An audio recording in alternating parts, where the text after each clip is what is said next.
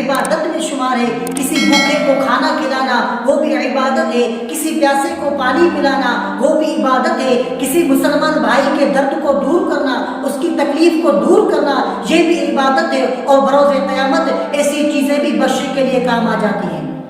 اگر آپ نمازیں پڑھتے ہو پابندی کے ساتھ، قرآن پاک کی تلاوت بھی روزانہ کرتے ہو، مگر آپ کے پڑوس میں کوئی ایسے پڑوسی ہیں جو بھوکے ہیں، تو آخرت میں بروز قیامت آپ کو ان کا بھی حساب دینا پڑے گا۔ اپنے آس پاس میں جو غریب و غربا رہتے ہیں ان کی دیکھ بھال کرو، ان کو دیکھو کہیں کوئی بھوکا تو نہیں ہے، کوئی ننگا تو نہیں ہے، کوئی پیاسا تو نہیں ہے، کسی کو کوئی تکلیف تو نہیں ہے۔ جو بھی اللہ تعالیٰ نے توفیق دی ہو اس حساب سے ان کی مدد کیا۔